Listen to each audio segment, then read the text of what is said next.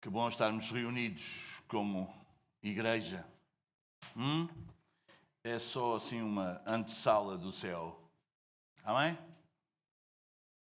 Breve, muito breve, será mesmo na plenitude. Amém? E a nossa alegria não é só porque não temos que lidar com o pecado. É porque vamos estar com Ele face a face. Vamos conhecê-lo como Ele é. O céu só é bom porque Deus está lá. Amém? Ele é o maior bem. Ele é o nosso maior tesouro. Ele não é só o que nós precisamos. Ele é tudo o que nós temos. Fora dele, não há nada. Amém, meus amados? Muito bem. Meus queridos, chegamos ao último domingo do ano de 2025. Bom, e quando chegamos ao final de um ano, sempre vem aquela palavra à nossa mente. Ebenezer, não é? Até aqui nos ajudou o Senhor. Amém? Primeiro livro de Samuel, capítulo 7, página 383. Nós vamos ler 12 versículos deste capítulo 7.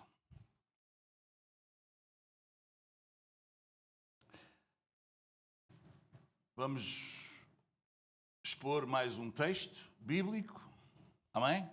É verdade que é um texto que nós vamos usar para uma mensagem, um sermão de final de ano, não é?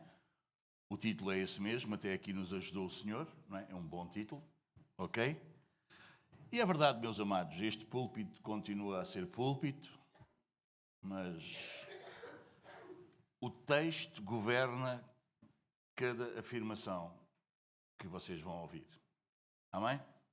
Porque nós falamos da parte de Deus na presença de Deus. Deus está aqui. Amém?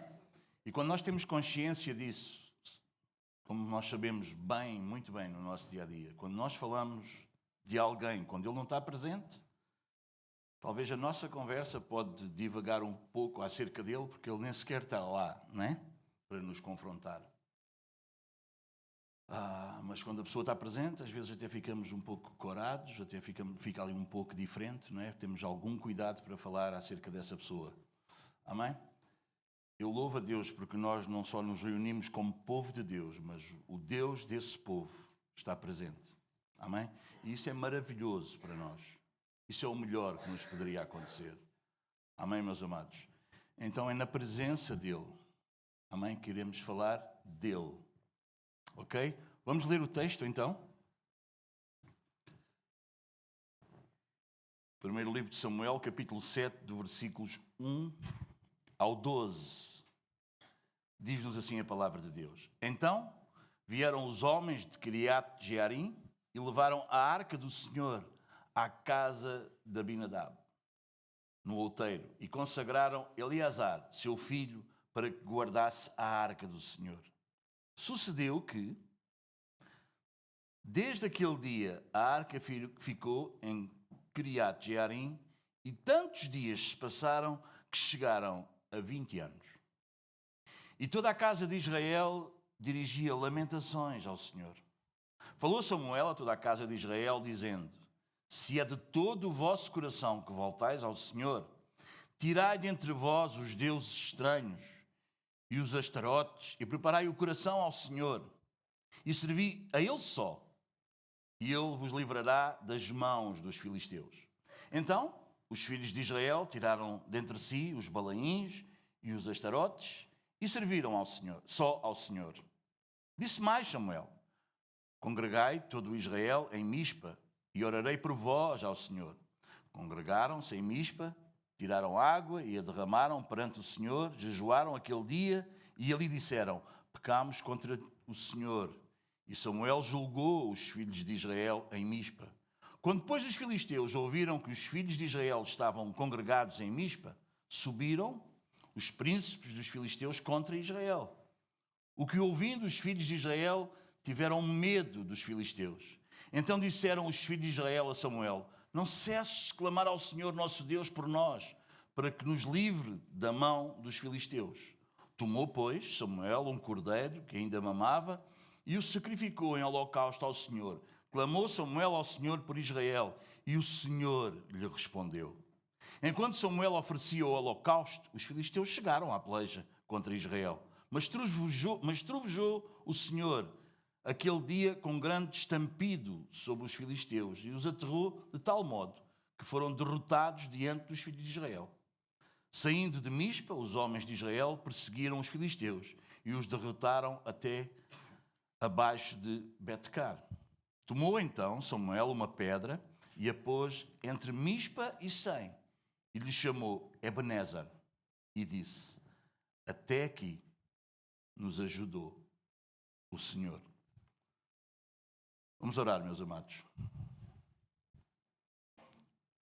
Senhor nosso Deus, eterno e santo, como nós bem sabemos, Tu és o Senhor do tempo e da história, aquele em cujas mãos estão os nossos dias e diante de quem todos os anos se curvam. Nós vimos hoje a Ti, não como quem encerra um ciclo, mas como quem se apresenta diante de um juiz fiel e de um Pai misericordioso. Senhor, queremos confessar-te mais uma vez que muitas vezes atravessamos os dias sem nos pesar diante da Tua verdade. Vivemos muito mais pela sucessão do tempo do que pela submissão à Tua vontade. Ensina-nos agora a contar os nossos dias, não para nos tornarmos orgulhosos do que se passou, muito menos ansiosos pelo que virá, mas para sermos um povo sábio diante de Ti. Reconhecemos facilmente que chegamos até aqui, não pela nossa força, nem pelo nosso mérito, nem sequer por a nossa constância, por a nossa firmeza, mas sim, Senhor, porque Tu foste longânimo, sempre fiel e misericordioso conosco. Como nós já ouvimos, não fomos consumidos, Senhor, porque as Tuas misericórdias não têm fim. Por isso te pedimos, nesta hora, silencia em nós toda a voz da autossuficiência. Desmascara toda a falsa segurança. Quebra, Senhor, nos nossos corações toda a presunção religiosa e inclina os nossos corações a ouvir a Tua palavra com temor, humildade e esperança. Que o Teu Espírito, nesta manhã, Senhor, nos conduza à verdade, não apenas para sermos informados, mas para sermos examinados, corrigidos e consolados. Que a Tua palavra nos leve ao arrependimento, se isso for necessário. Nos leve à fé, onde ela estiver fraca. Nos leve ao descanso santo na pessoa de Cristo, onde o peso às vezes se torna tão grande.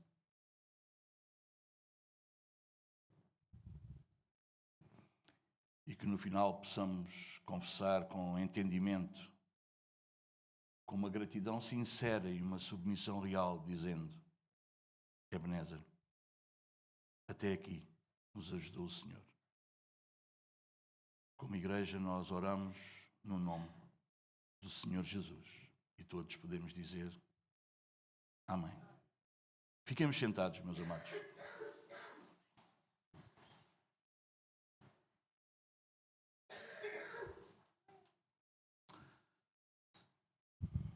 Meus amados, o ser humano não vive apenas de acontecimentos.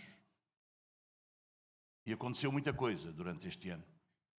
Ele também vive de interpretações. E é exatamente aqui, nas interpretações, que o pecado se manifesta de uma forma profunda. É que nós não apenas fazemos o que é errado,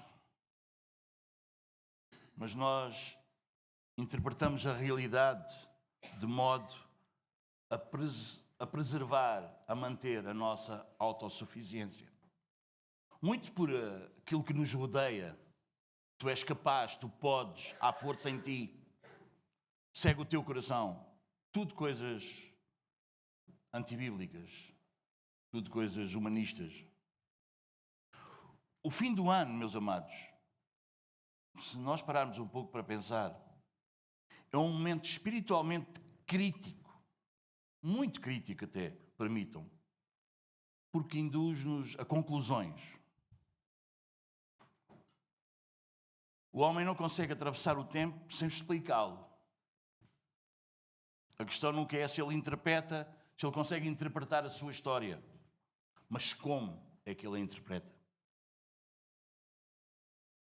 O grande erro da maioria das pessoas não é viver sem Deus, mas interpretar a vida como se Deus fosse irrelevante. É verdade que há pessoas que dizem que Deus não existe, mas muita gente diz que Deus existe, que até conhece Deus, que fala com Deus, mas vivem como se Deus fosse irrelevante. O fim do ano queria mais, mas deixem-me expor-vos 3 ilusões comuns. A ilusão da continuidade. Porque cheguei até aqui, então eu vou continuar de uma forma natural. É mais um ano. A ilusão da neutralidade. Foi apenas mais um ano. Então, como é que foi? Foi mais um ano, olha, passou-se. A ilusão da competência pessoal. Eu soube lidar com as coisas, ou pelo menos eu lidei com as coisas.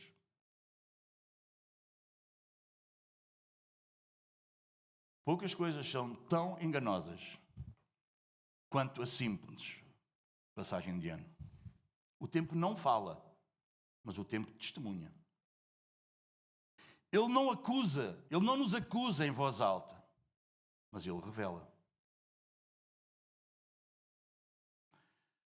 O fim de um ano cria, inevitavelmente, uma pergunta em nós, ainda que muitos de nós tentemos evitá-la. E a pergunta é esta: por que é que eu ainda estou aqui? O problema do homem moderno não é a falta de religião, mas é a incapacidade de pensar biblicamente sobre a própria existência. Ele sente muito, comenta muito, vemos isso nas redes sociais, compartilha muito, mas ele examina muito pouco.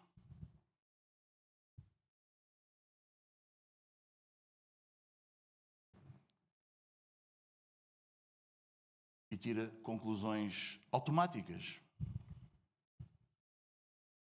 Por exemplo, o continuar a viver, as pessoas concluem que isso equivale a estar bem. As pessoas criam uma falsa segurança. Alguns dizem, se Deus estivesse contra mim, isto e aquilo não teria acontecido.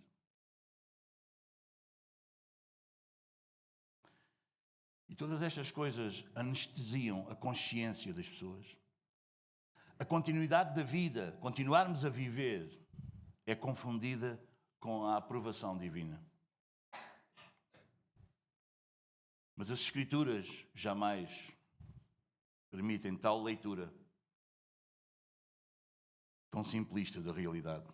Samuel interrompe esta tendência ao levantar uma pedra e fazer uma declaração que destrói toda a interpretação superficial da vida. Ebenezer era o nome daquela pedra. Até aqui nos ajudou o Senhor.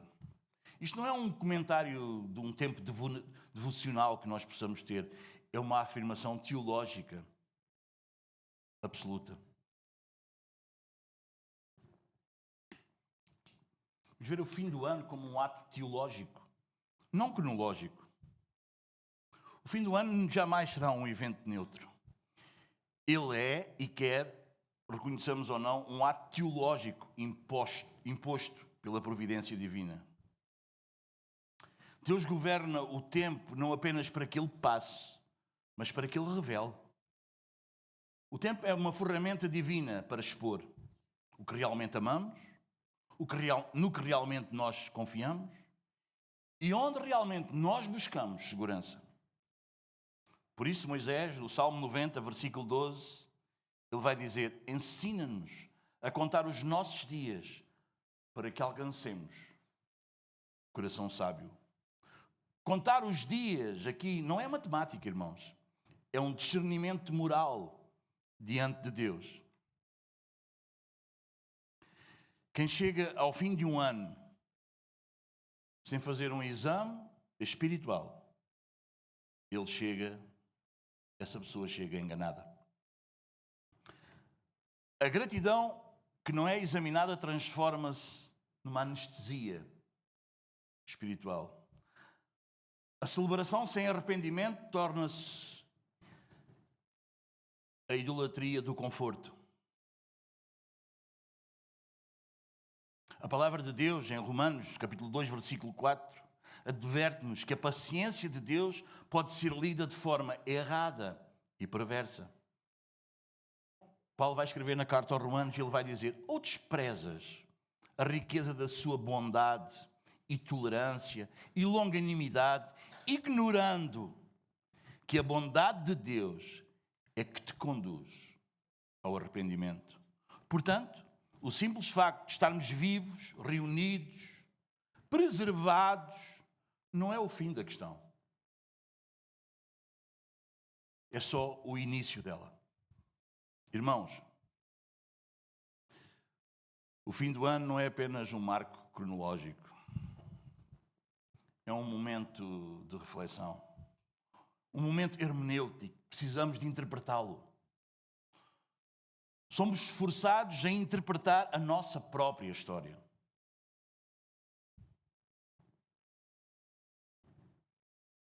E as Escrituras insistem connosco que o tempo só pode ser corretamente compreendido quando lido à revelação delas mesmas. A pergunta de Paulo, que nós lemos, encontra a resposta exatamente neste capítulo 7 de 1 Samuel.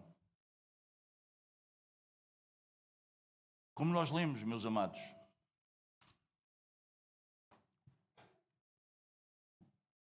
o povo de Deus tinha o nome de povo de Deus, mas o povo de Deus não andava fielmente com Deus. Amém? É como hoje muita gente tem o nome de cristão, mas nem quer saber de Cristo, nem do Pai de Cristo, nem de nada disso. E é verdade que no versículo 12 nós lemos, quando Samuel levanta e ergue aquela pedra, diz: Ebenezer, até aqui nos ajudou o Senhor. O Senhor deu uma grande vitória ao povo. Mas antes disso, antes de qualquer vitória, se nós lermos com atenção o texto que temos diante de nós, força-nos a encarar um dado um pouco desconfortável. Diz no versículo 2: e toda a casa de Israel dirigia lamentações ao Senhor.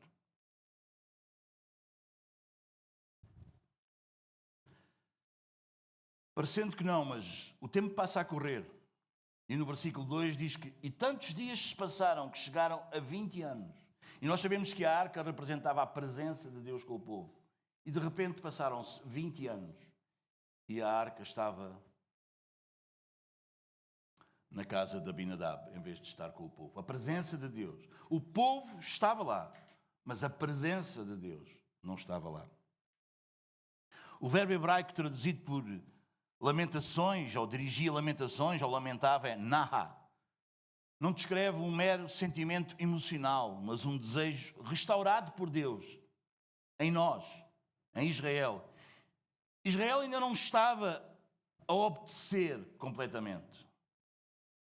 Mas uma coisa que Deus tinha feito durante estes anos da ausência da presença é que Deus estava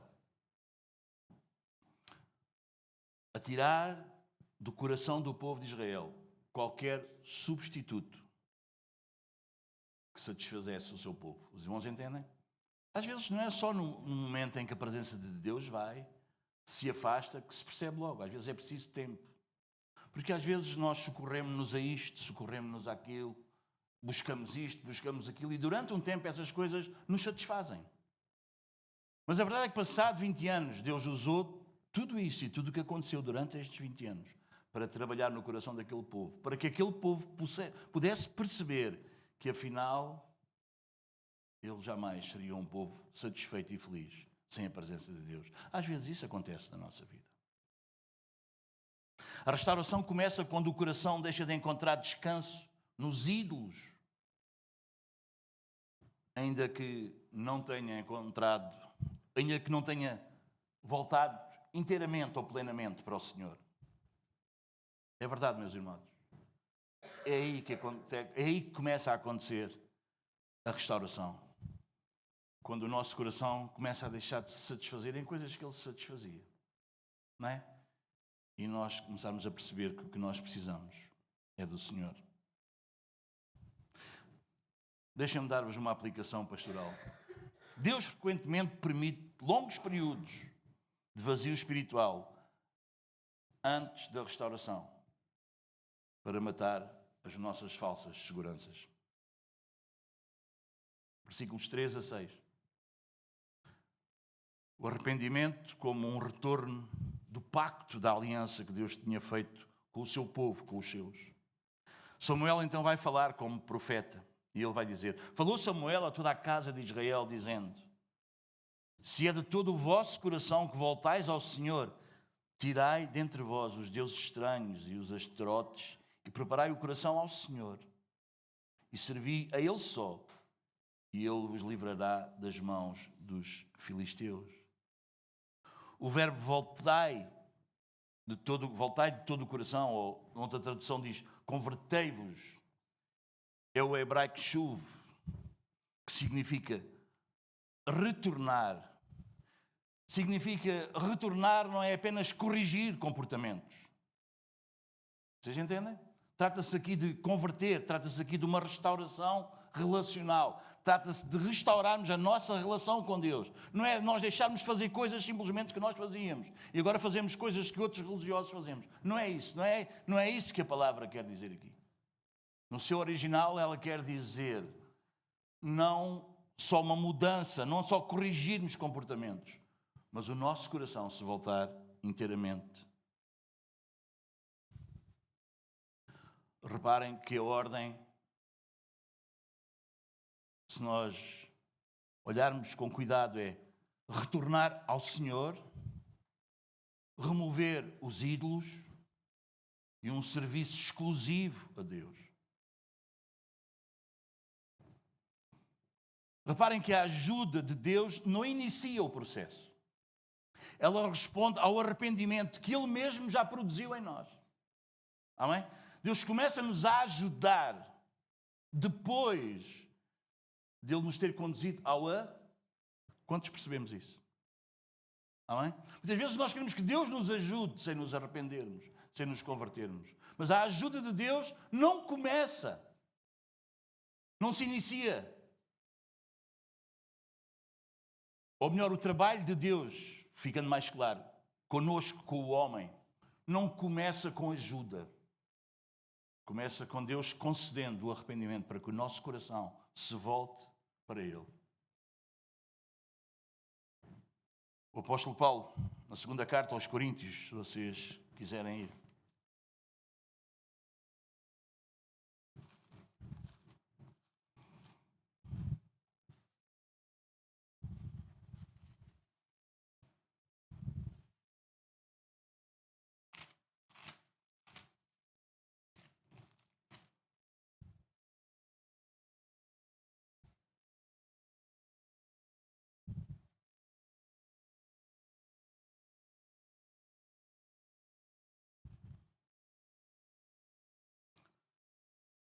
Versículos 7 a 10.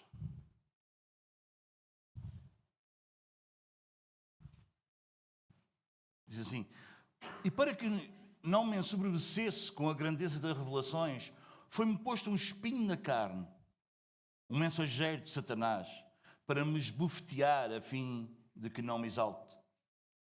Por causa disto, 3 vezes pedi ao Senhor que o afastasse de mim. Então Ele me disse: a minha graça te basta, porque o poder se aperfeiçoa na fraqueza. De boa vontade, depois, mais me gloriei nas fraquezas, para que sobre mim repouse o poder de Cristo.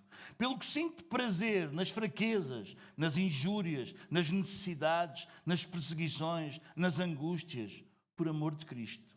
Porque quando sou fraco, então é que sou forte. O que é que o apóstolo Paulo nos está a querer dizer?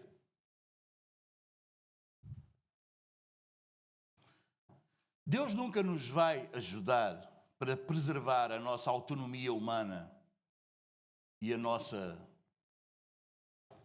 vaidade vã, se é assim que se pode dizer. Vocês entendem? A nossa autossuficiência, a nossa autonomia humana.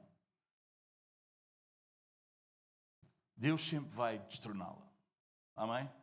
Paulo vai dizer, então, quando eu sou fraco, é que eu sou forte. Ele sofreu injúrias, não é? Terei prazer nas fraquezas, isto é um contrassenso, nas injúrias, nas necessidades, nas perseguições, nas angústias. Ok, por amor de Cristo. Ele era convertido.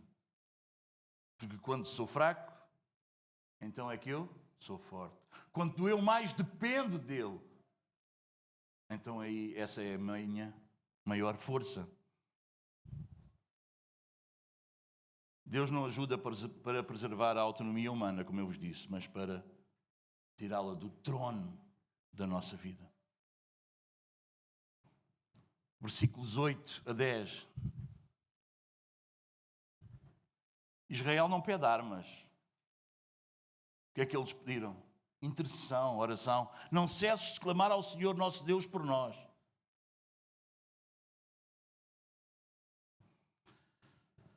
No versículo 8 nós vemos que Samuel oferece um sacrifício e intercede. Claro que nós sabemos para o que é que isto aponta para Cristo. Samuel atua como mediador do pacto, da aliança que Deus tinha com o seu povo, apontando para uma realidade maior, a de Cristo. Enquanto Samuel oferecia o holocausto, os filisteus chegaram, os inimigos chegaram.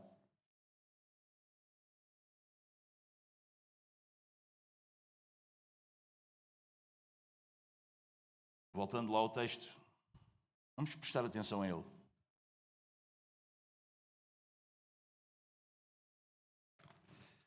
Versículo 7. Quando depois os filisteus ouviram que os filhos de Israel estavam congregados em Mispa, subiram os príncipes dos filisteus contra Israel. O que ouvindo, os filhos de Israel tiveram medo dos filisteus. Então disseram os filhos de Israel a Samuel: não cesses de clamar ao Senhor nosso Deus por nós, para que nos livre da mão dos filisteus. Tomou, pois, Samuel um cordeiro que ainda mamava e o sacrificou em holocausto ao Senhor. Clamou Samuel ao Senhor por Israel e o Senhor lhe respondeu. Enquanto Samuel oferecia o holocausto, os filisteus chegaram à peleja contra Israel. Mas trovejou o Senhor aquele dia com grande estampido sobre os filisteus e os aterrou de tal modo que foram derrotados diante dos filhos de Israel. O texto está a enfatizar aqui algo importantíssimo para nós. A vitória do povo de Israel não foi por causa das suas armas. Não foi porque eles não tinham medo. Não foi porque eles tinham muita força. A vitória do povo de Israel, assim como a tua e a minha, só decorre da ação soberana de Deus. Mas trovejou o Senhor. Deus age sempre de uma maneira onde o homem não possa reivindicar crédito algum. Amém? Nenhum ali dos filhos de Israel podia dizer: nós vencemos, nós fomos contra eles, nós não tínhamos medo, nós fizemos. Não podia. Porque foi explicitamente e claramente a mão de Deus. Quantos de nós não sabemos isso, meus amados? Não é? É tão claro, que quando olham para nós dizem: como é que ele consegue? Como é que ela faz? Como é que ele vive assim? E não dá para confundir com capacidade humana, com força humana. Sempre que Deus age de maneira clara, que a glória seja para Ele. Não é? Deus liberta o povo do Egito e o que é que acontece? Abre o mar. é que abre o mar? Para não ficar dúvida alguma que foi Ele que libertou o seu povo. E para que nenhum do seu povo fique com um resquício de achando que eu fui capaz. Eu cheguei lá. Amém, meus amados? Amém? Deus sempre vence, de modo que o homem não possa reivindicar para si o crédito. Amém? Eu lembro-me, quando o Senhor me salvou, eu lembro-me, nem a minha mãe, hoje ela fazia anos, ela estivesse viva, nem a minha mãe acreditava em mim. Eu não vou lá à igreja, não, tu andas a enganar as pessoas, não, porque o que Deus fez, só Deus podia fazer. Um dia drogado, a espetar uma seringa nos pés, no outro dia sem um comprimido, sem nada, adorando a Deus na igreja. Só Deus. Só Deus. Só Deus. Oh, não é? Só lá da igreja, aquilo foi um tempo. Ei, eu era o... Não é? Eu lembro-me, eu fui à inspeção com 30 e tal anos já. Já a Sara era nascida. Porque com a vida atarefada que eu tinha, não tinha tido tempo de ir. E eu fui já bem tarde. Eles todos a gozarem comigo. É, do pai da malta, não sei o quê. E cheguei diante, creio eu, que era do coronel, lá do maior do exército, que eu nunca percebi muito bem essas coisas, mas... E o homem tinha o cinzeiro cheio de beatas de cigarros, e o homem mandou-me sentar na cadeira. Que eu contei lá o testemunho e tal. E o homem mandou-me sentar e digo, bem, o que é que vem aí? Não é? Eu com fardas tinha algum problema ainda. Não é? Ele mandou-me sentar e disse, bem, eu se calhar já nem vou a casa, fico já aqui. E o homem mandou-me sentar e de repente as lágrimas começam a correr. Eu cheguei a casa cheio de gozo e de alegria a contar à minha esposa. E o homem, as lágrimas corriam-lhe. E ele dizia-me, conta-me como é que tu conseguiste deixar isso tudo, se eu não consigo largar isto. Como é que tu tiveste força? E eu tentei explicar, eu não tive força. O segredo foi eu não ter força. E eu dizer, Deus, estou nas tuas mãos. Quando eu agarrei naquele garrote e aqueles utensílios todos que eu tinha e mandei fora, já tinha feito isso centenas de vezes. Talvez não centenas, mas dezenas. E sempre voltava lá. Mas daquele dia em diante, nunca mais. Porque o que Deus faz, Deus não deixa nada para que o homem... Deus faz e Deus é soberano. E toda a glória é sempre para Ele. Então, versículo 12, tomou então Samuel uma pedra.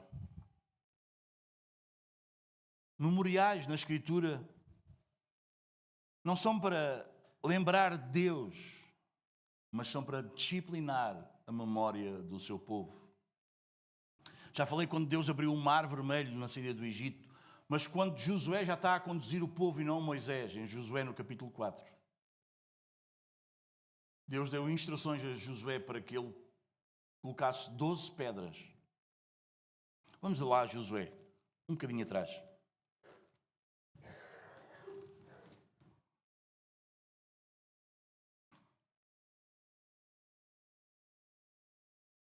Página 302, bem no final, no capítulo 4, cá em baixo, diz assim: tendo depois todo o povo passado o Jordão, falou o Senhor a Josué dizendo, tomai do povo 12 homens, um de cada tribo, e ordenai-lhes dizendo, daqui, do meio do Jordão, do lugar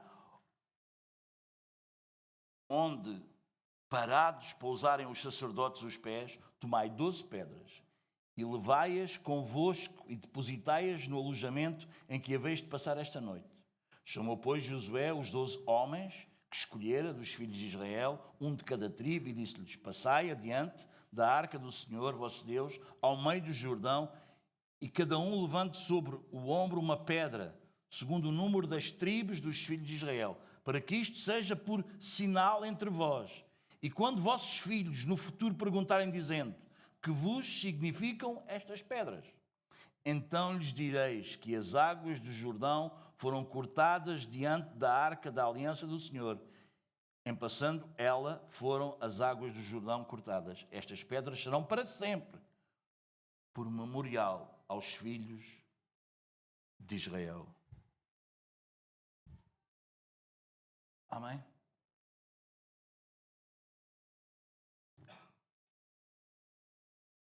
Os memoriais seriam sempre para disciplinar a memória do povo. O nome Ebenezer significa literalmente pedra de ajuda. Eben é pedra, Ezer é o socorro do Deus da aliança, o socorro pactual de Deus, o socorro de Deus para com o seu povo, com quem ele tinha feito a aliança. Ebenezer, se nós fôssemos aqui um pouco atrás, no primeiro livro de Samuel, capítulo 4, é interessante, no versículo 1, que Ebenezer já tinha sido um lugar de derrota. Veio a palavra, estamos na página 379, veio a palavra de Samuel a todo Israel. Israel saiu à peleja contra os filisteus e se acampou junto a Ebenezer, e os filisteus se acamparam junto a Afeca.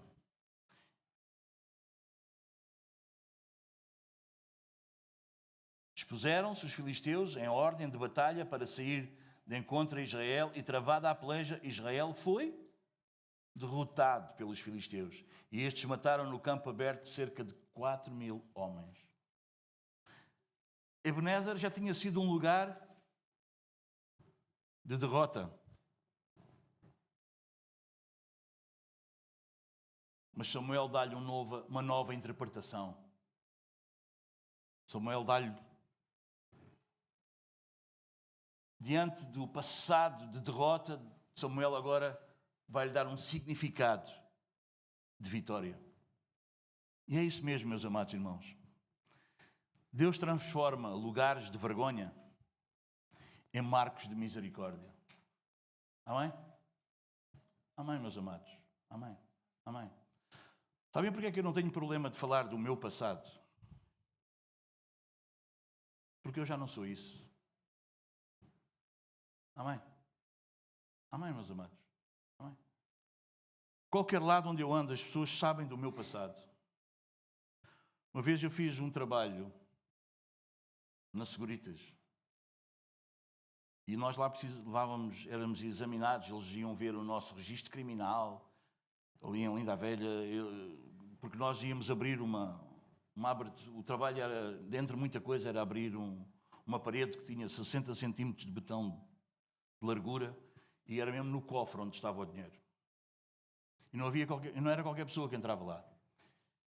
Eu fui indicado para fazer esse trabalho, a minha empresa, fomos lá, não é? E eles pediram, e tive uma reunião lá com o chefe daquilo, e ele disse: olha, veja lá quem põe aqui, nós precisamos de todos os dados, precisamos de toda a documentação, precisamos verificar isso, veja lá e tal. Ok. Preparamos toda a documentação, o pessoal todo, não sei o quê. Já tínhamos começado a obra, um dia o homem liga-me, aflito. Já nós tínhamos uma certa relação, e o homem liga-me aflito e diz: ó, Sr. Domingos, eu preciso falar consigo, passa-se aqui uma situação. E eu: ok, mas diga. Com alguém que está aí? Não, mas eu preciso que você venha cá, preciso mesmo que você venha cá. Bom, mas eles devem calcular, lá fui eu, sentei-me lá no escritório dele, e ele diz: sabe, Sr. Domingos, não é com ninguém que está aqui seu colaborador, é consigo. É que os serviços, sei lá, de segurança, lá, aquilo, foram investigar, e vai para além do nosso registro criminal. Eles conseguem ver mais do que aparece. É claro, eles perceberam que eu tinha tido problemas com a polícia, que eu tinha ido ao tribunal, que eu tive quase a ir preso. E o homem disse: é que você tem isto aqui. E o homem estava atrapalhado com aquela conversa. E eu disse: olha, o passado eu não consigo apagar. O que eu posso dizer é que esse homem que está aí não é este que você vê aqui. Deus fez um milagre na minha vida e eu sou uma pessoa completamente diferente. Se der para confiar em mim, continuarei o trabalho. Se não der, eu não consigo mudar o meu passado. Eu não consigo apagá-lo. Agora ele já não tem nada a ver comigo. E é interessante que o homem disse, não, faça-me só um documento a dizer isso que você me está a dizer aqui e deixe comigo. E lá fizemos a obra. Amém? E lá fizemos a obra. Deus transforma os lugares de vergonha em marcos de misericórdia. Amém? Amém, meus amados? Amém? Até aqui é limite, não é presunção. Vocês entendem? Não é presunção. A expressão hebraica Adená indica limite, um limite reconhecido. Samuel não promete o futuro. Ele está simplesmente a confessar acerca do passado. É até ali. Provérbios 27.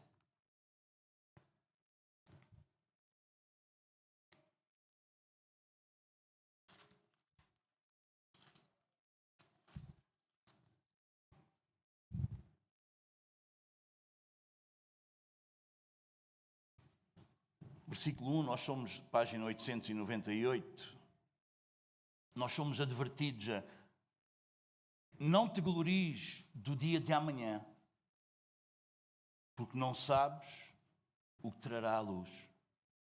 Amém? Nós não podemos falar acerca de amanhã. Amém, meus amados? Tiago vai dizer que nós não devemos ser daqueles que dizemos amanhã faremos isto e aquilo e o outro. Amanhã iremos a lá. Amanhã vamos realizar não sei o quê. O apóstolo Tiago, na sua carta, diz: se Deus quiser, nós faremos. Amém? Nós sabemos lá, não é? Nós não sabemos, meus amados irmãos. Nós não sabemos. Se Deus quiser, nós faremos. Se Deus permitir, nós... Amém? É por isso que nós somos advertidos que a nossa palavra como cristãos seja sim, sim e não, não.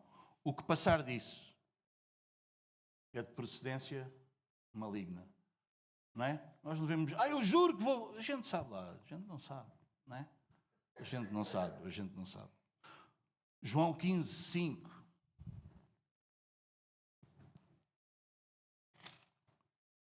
No Novo Testamento, João 15, 5.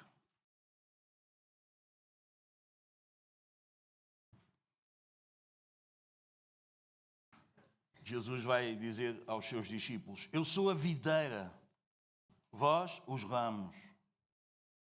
Quem permanece em mim e eu nele, esse dá muito fruto. E depois está aqui uma coisa que nós às vezes esquecemos.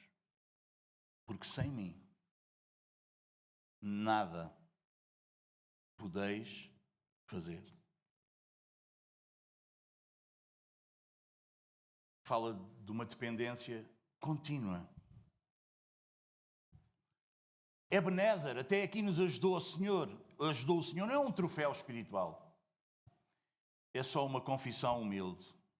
Nós até aqui temos dependido de Deus.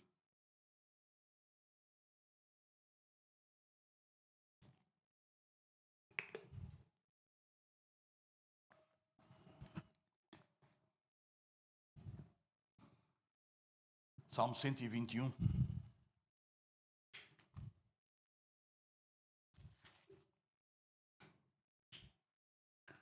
Que nós já lemos no nosso tempo de oração, que nos ajudou. O verbo azar, que quer dizer ajudar, é usado frequentemente nas Escrituras e nos Salmos como o socorro pactual, o socorro do Deus da aliança. Tanto que o Salmo 121, 1 e 2 diz assim, nós já lemos estes versículos há pouco: eleva os olhos para os montes, de onde me virá o socorro? Uma pergunta. E agora a resposta: o meu socorro vem do Senhor, que fez os céus e a terra. Não é uma assistência neutra, meus amados irmãos. É uma fidelidade quanto à aliança que Deus fez com o seu povo. Amém? Deus comprometeu-se com o seu povo. Salmo 127.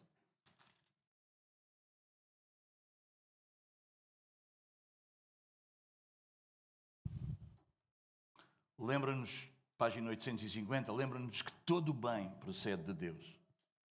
Olha o que o Salmo 127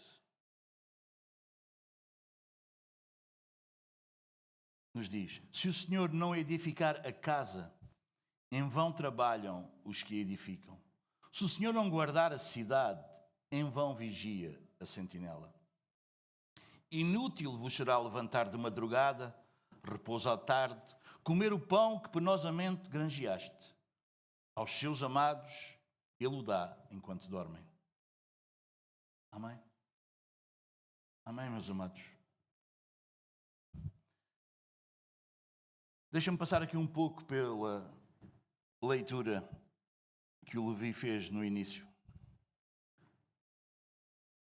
Lamentações de Jeremias.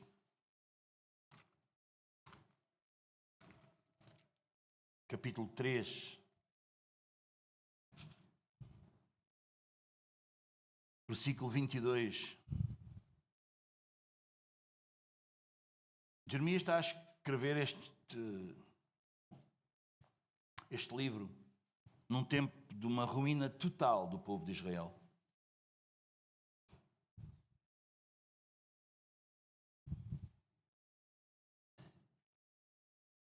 E Jeremias, apesar de ninguém perceber, Jeremias percebia que Deus estava a tratar com o seu povo. E ele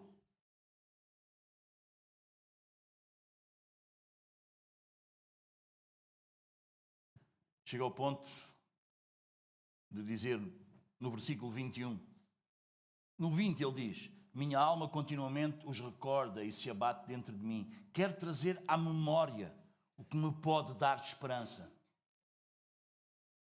E depois ele diz: as misericórdias do Senhor são a causa de não sermos consumidos, porque as suas misericórdias não têm fim. Amém, meus amados?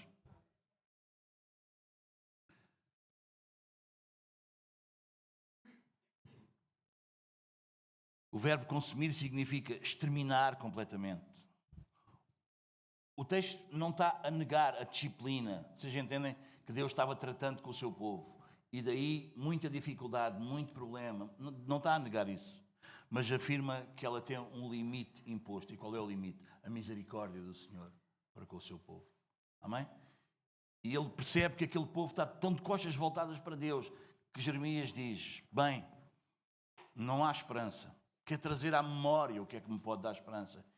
E ele diz: este povo, nós só não somos destruídos porque as misericórdias do Senhor são a causa de nós não sermos consumidos.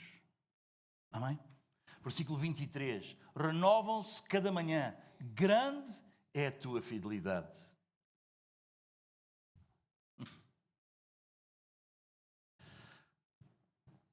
Interessante, não é, amados? A misericórdia não é acumulada. Não dá para pôr no frigorífico. Ela é concedida diariamente. Amém? Isso destrói em nós todo aquele conceito de mérito espiritual. Vocês entendem? Portei-me tão bem hoje, então tenho aqui uma reserva para amanhã, eu já posso. Você entende? É todos os dias. Amém? Não há estoque de misericórdia.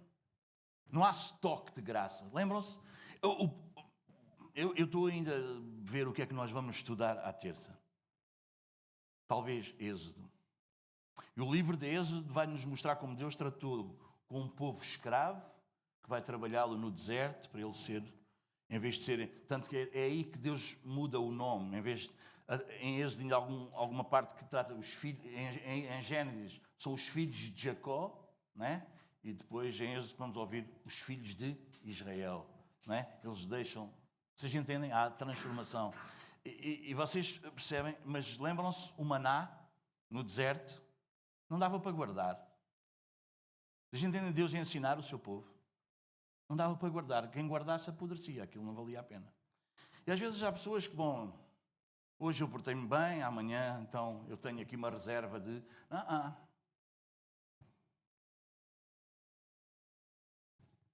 A misericórdia é todos os dias, porque todos os dias tu precisas de misericórdia.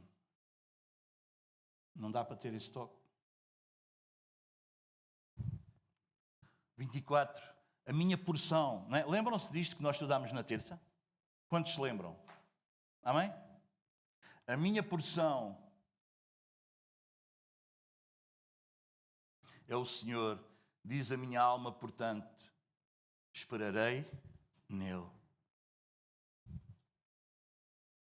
Quando tudo nos é retirado, Deus é suficiente.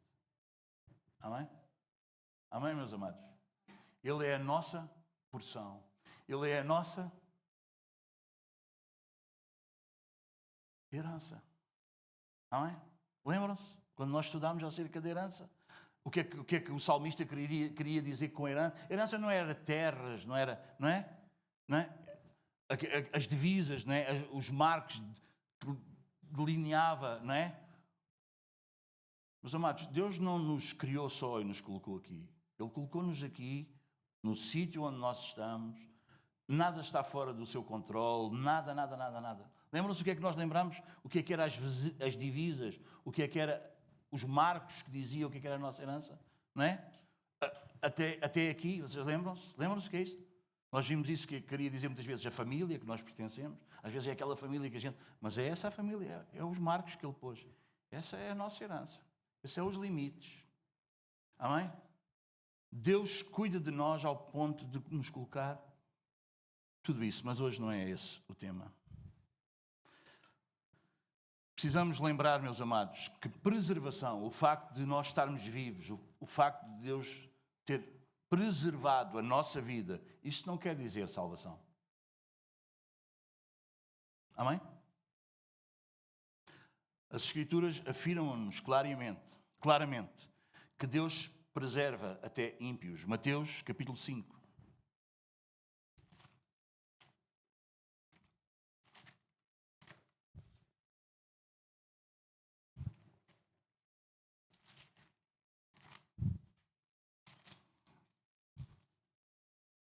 Versículos 45.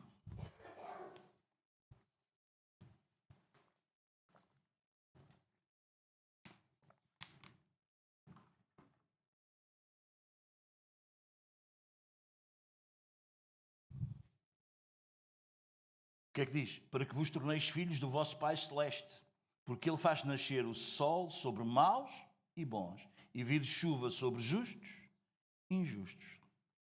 Amém? Logo, chegarmos até aqui não quer dizer de maneira alguma, não é uma prova que nós nos convertemos, não é uma prova da nossa conversão. Mateus, um pouco à frente, capítulo 7.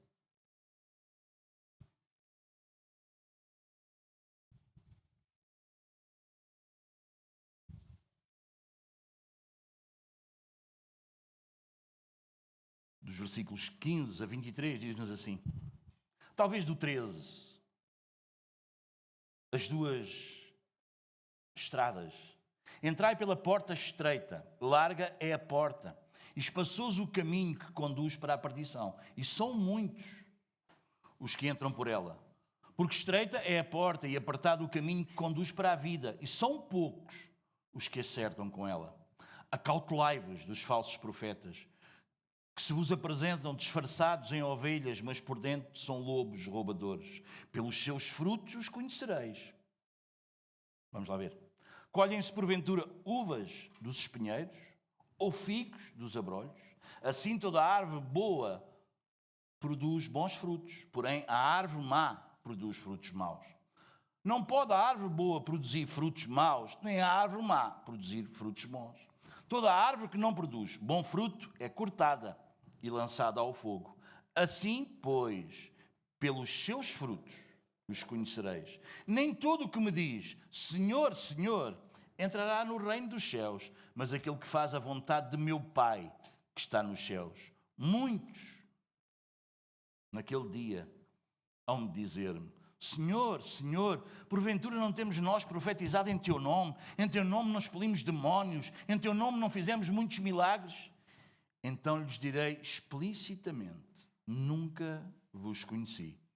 Apartai-vos de mim, os que praticais a iniquidade. Amém, meus amados? Vejam que muitos vão ser preservados até ao fim. E vão ser preservados na sua religião, na sua loucura. Vão ser preservados. E eles confundem preservação com salvação. E precisamos ter cuidado com isso. Não é pelo facto de Deus não acabar.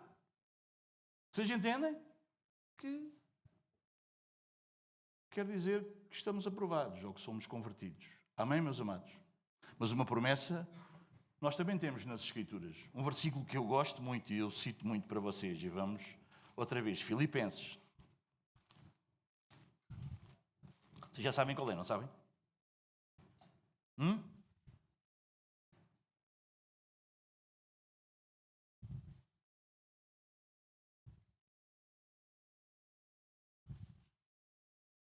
Era como se fossem as minhas palavras. Eu gostava de fazer as minhas palavras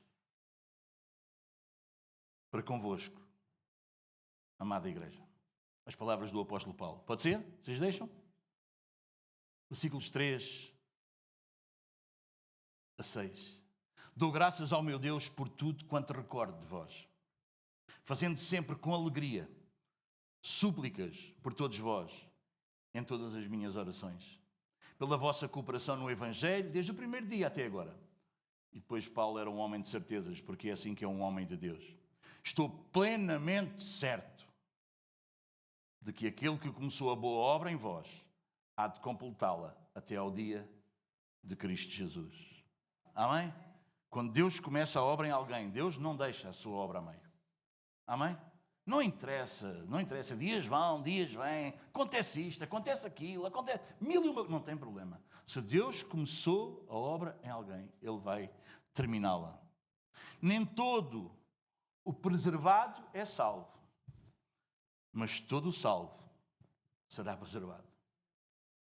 Amém, meus amados? Cristo, como o Ebenezer final.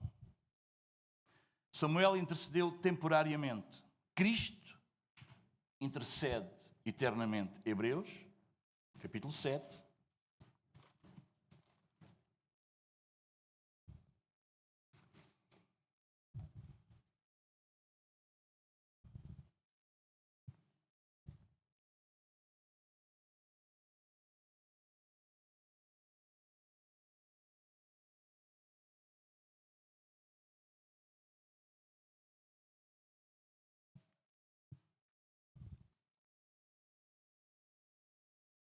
Versículo 22.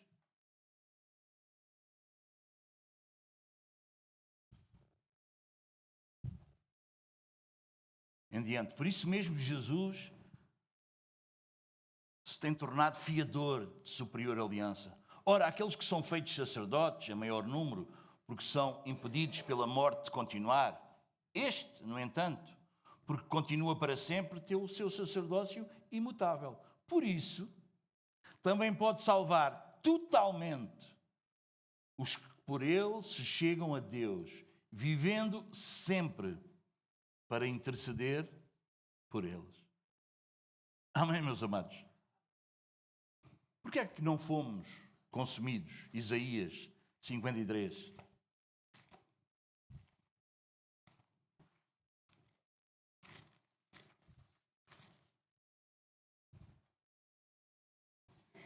Página 983 do Antigo Testamento. Porquê é que não fomos consumidos?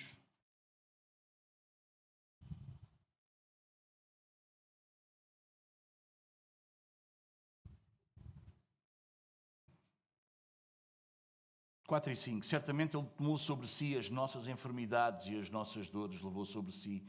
E nós o reputávamos por aflito, ferido de Deus e oprimido. Pensávamos que Ele tinha sido uma vítima nas mãos dos romanos e dos religiosos. Mas quando Deus abriu o nosso entendimento, iluminou os nossos corações e o nosso entendimento, nós podemos dizer, versículo 5, mas Ele foi traspassado pelas nossas transgressões e moído pelas nossas iniquidades. O castigo que nos traz a paz estava sobre Ele, e pelas suas pisaduras nós fomos sarados. Romanos capítulo 8, Paulo vai dizer, versículo 1, 1486, a página do Novo Testamento. Agora, pois, eu gosto disto. Vocês não gostam? Toda a Bíblia é maravilhosa, mas para mim o capítulo 8 de Romanos é aquela coisa. Eu quase dava-me vontade mesmo de ler o capítulo todo. Agora, pois, nenhuma condenação há para os que estão em Cristo Jesus. Amém? Porquê agora? Porque Cristo deu a sua vida por nós. Porque a lei do Espírito da vida em Cristo Jesus te livrou da lei do pecado e da morte. Porquanto o que for impossível à lei, no que estava enferma pela carne, isso fizeste tu. Não, isso fez Deus, enviando o seu próprio Filho em semelhança de carne pecaminosa e no tocante ao pecado, e com efeito condenou Deus na carne no pecado, a fim de que o preceito da lei se cumprisse em nós, que não andamos segundo a carne, mas segundo o Espírito. Porque os que se inclinam para a carne cogitam das coisas da carne, mas os que se inclinam para o Espírito, das coisas do Espírito. Porque o pendor da carne dá para a morte, mas o do Espírito para a vida e paz. Por isso, o pendor da carne é inimizade contra Deus, pois não está sujeito à lei de Deus, nem mesmo pode estar. A carne, quer dizer, o nosso velho homem nunca se vai converter, irmãos. Não é? Nunca se vai converter, não é? Mesmo que o preguemos lá na cruz, ele está sempre a arrancar os cravos e a saltar de lá. Porquanto os que estão na carne não podem agradar a Deus, ainda que eles sejam todos religiosos. Vós, porém, não estáis na carne, mas no Espírito. Se de facto o Espírito de Deus habita em vós. E se alguém não tem o Espírito de Cristo, esse tal não é dele. Se, porém, Cristo está em vós, o corpo, na verdade, está morto por causa do pecado, mas o Espírito é vida por causa da justiça. Se habita em vós o Espírito daquele que ressuscitou a Jesus dentre os mortos, esse mesmo que ressuscitou a Cristo Jesus dentre os mortos, vivificará também o vosso corpo mortal, por meio do seu Espírito, que em vós habita. Assim, pois, irmãos, somos devedores não à carne, como se constrangidos a viver segundo a carne, porque se viverdes segundo a carne, caminhais para a morte, mas se pelo Espírito mortificardes os feitos do corpo, certamente vivereis. Pois todos os que são guiados pelo Espírito de Deus são filhos de Deus. Porque não recebeste o espírito de escravidão para viverdes outra vez atemorizados, mas recebeste o espírito de adoção, baseado na qual clamamos, Abba, Pai. Nós não temos o espírito religioso, que temos que cumprir isto, temos que cumprir aquilo, escravos da religião, escravos da lei. Não, nós fomos adotados. Amém? Nós podemos dizer, Abba, Pai, quer dizer, Paizinho querido. O próprio Espírito, versículo 6, testifica com o nosso Espírito que somos filhos de Deus. Ora, se somos filhos, somos também herdeiros, herdeiros de Deus e co-herdeiros com Cristo. Se com Ele sofremos, também com Ele seremos glorificados.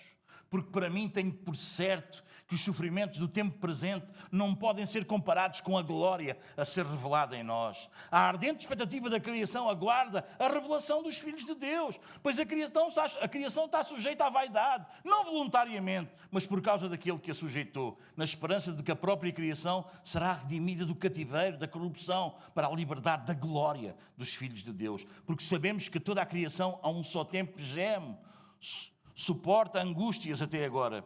E não somente ela, mas também nós, que temos as primícias do Espírito. Igualmente gememos em nosso íntimo, aguardando a adoção de filhos, a redenção do nosso corpo. Porque na esperança fomos salvos. Ora, a esperança que se vê não é esperança, pois o que alguém vê, como espera. Mas se esperamos o que não vemos, com paciência o aguardamos. Também o Espírito semelhantemente nos assiste em nossa fraqueza, porque não sabemos orar como convém, mas o mesmo Espírito intercede por nós, sobremaneira com gemidos inexprimíveis. E aquele que sonda os corações sabe qual é a mente do Espírito, porque segundo a vontade de Deus é que Ele intercede por nós, pelos santos. Sabemos que todas as coisas cooperam para o bem daqueles que amam a Deus, daqueles que são chamados segundo o seu propósito. Porque quanto aos que de antemão conheceu, também os predestinou para serem conformes à imagem de seu Filho, a fim de que ele seja o primogênito entre muitos irmãos. E aos que predestinou, a esses também chamou. E aos que chamou, a esses também justificou. E aos que justificou, a esses também glorificou. Que diremos, pois, à vista destas coisas? Se Deus é por nós, quem será contra nós? Aquele que não poupou o seu próprio filho, antes por todos nós o entregou, porventura não nos dará graciosamente com ele todas as coisas? Quem tentará acusação contra os eleitos de Deus? É Deus quem os justifica. Quem os condenará? É Cristo Jesus, quem morreu, ou antes, quem ressuscitou, o qual está à direita de Deus e também intercede por nós. Quem nos separará do amor de Cristo? Será a tribulação, a angústia, a perseguição, a fome, a nudez, o perigo ou a espada? Como está escrito, por amor de ti, somos entregues à morte o dia todo. Somos considerados como ovelhas para o matador. Em todas estas, não é fora destas coisas, em todas estas coisas, porém, somos mais que vencedores por meio daquele que nos amou. Porquanto eu estou bem certo de que nem a morte, nem a vida, nem os anjos, nem os principados, nem as coisas do presente, nem do porvir, nem os poderes, nem a altura, nem a profundidade, nem qualquer outra criatura poderá separar-nos do amor de Deus que está em Cristo Jesus, nosso Senhor. Não é maravilhoso? É ou não é maravilhoso? Cristo não apenas removeu a nossa condenação, Ele tornou-se o nosso maior bem. Amém? Meus amados, se a tua perseverança dependesse da constância do teu coração, tu já terias caído. Mas ela não depende disso. Ela depende da fidelidade de Deus. Segunda carta a Timóteo. Quantos lembram quando nós estudamos?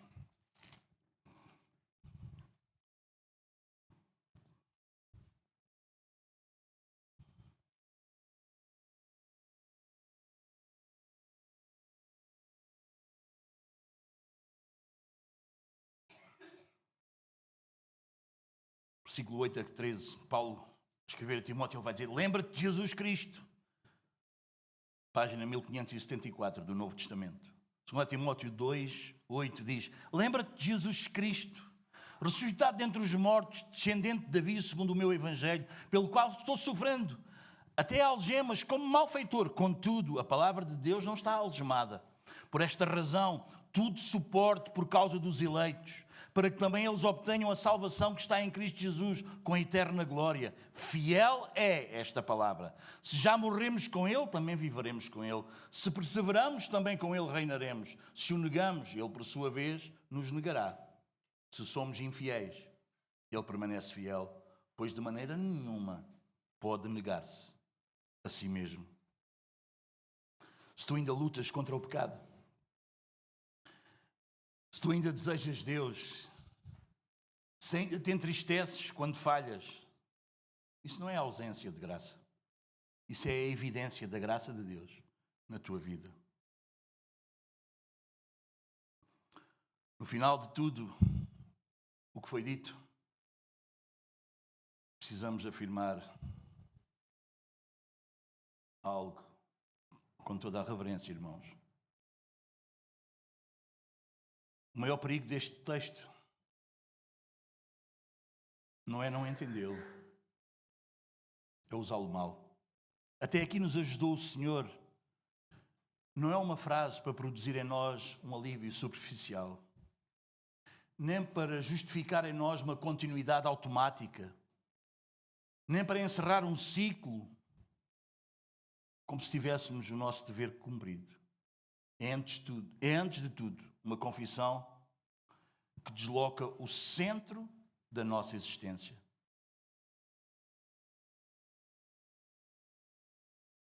Esta frase declara que não chegámos até aqui porque merecemos. Não permanecemos por nossa competência. Não somos sustentados por causa da nossa constância, sermos constantes, nada disso. E não avançamos por garantia própria. Ela nos coloca no lugar certo diante de Deus. Se este texto nos deixa mais seguros em nós mesmos, até aqui nos ajudou o Senhor, ok. Então é porque nós lemos mal. Mas se Ele nos deixa mais dependentes, mais humildes, mais conscientes da misericórdia, mais satisfeitos em Deus, então é muito provável que começamos a entendê-lo de uma forma correta. Porque a ajuda de Deus nunca teve como objetivo final apenas manter-nos vivos. Ele sempre quis conduzir-nos a Ele.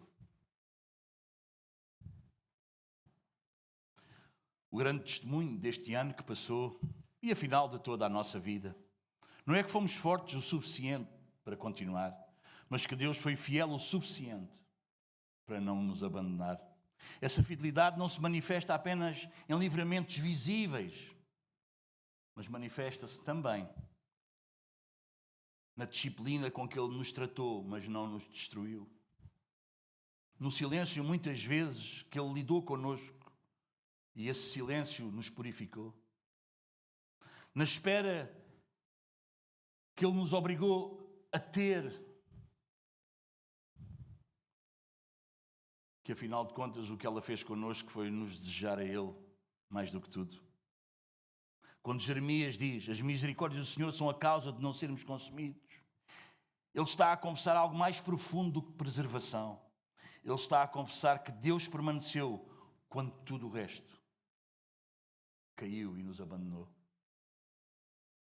Quando Samuel levanta aquela pedra, o Ebenezer, ele não está a celebrar uma vitória isolada, mas a reorganizar a memória de um povo em torno da fidelidade de Deus.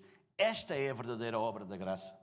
Não apenas mudar circunstâncias, mas reeducar o nosso coração para que ele aprenda a dizer com entendimento e submissão: o Senhor é a minha porção. Cristo é a única explicação final. Nenhum sermão fiel termina em Ebenezer. Todo o sermão fiel termina em Cristo. Porque é que não fomos consumidos? Por causa de Cristo. Porque é que ainda há tempo? Por causa de Cristo. Porque é que ainda há um convite para vires? Porque há Cristo. A resposta não está em ti, está em Jesus, na cruz. A ira caiu sobre ele. O juízo foi executado. A misericórdia foi libertada. Se Deus apenas te preservou externamente, isso é a misericórdia comum. Mas se Ele te levou a Cristo, isso é a graça salvadora. Se ao final deste ano ainda lutas, ainda te vês pequeno, ainda te sentes incapaz, ainda desejas Deus, ainda te entristeces, como eu dizia, com o pecado, ainda te agarras a Cristo, isto não é um sinal de fracasso, é sinal que a ajuda de Deus não foi retirada. Porque Deus não ajuda o seu povo para que ele se glorie na ajuda, mas para que ele descanse no ajudador. Esse descanso não está no ano que aí vem, nem em circunstâncias melhores, nem numa maior estabilidade emocional, espiritual, financeira, de saúde, seja o que for. Ele está em Deus mesmo. Lembra-te, até aqui o Senhor. Até aqui nos ajudou o Senhor. E se Ele nos ajudou até aqui, não foi apenas para que chegássemos ao fim de mais um ano, mas para que tu e eu aprendêssemos. Talvez às vezes de uma forma lenta, mas profunda e irreversível. Que fora dele não há vida. E nele há tudo o que a nossa alma realmente precisa. Que entremos no novo ano, neste novo tempo que se adivinha, não com triunfalismos, meus amados, nem sequer com medo, mas com uma humilde satisfação em Deus, sabendo que a mesma misericórdia que nos sustentou até aqui é suficiente para nos conduzir, não apenas até amanhã, mas até ao fim, até à glória, até Ele mesmo. Vamos orar. Fecha os teus olhos e inclina a tua cabeça. Não porque é um ritual, mas para não te distraires com nada. E vamos falar com o Senhor. Vamos reagir ao que Ele falou connosco. E de seguida iremos louvá-lo e adorá-lo na beleza da sua santidade, como Ele é digno. Senhor nosso Deus,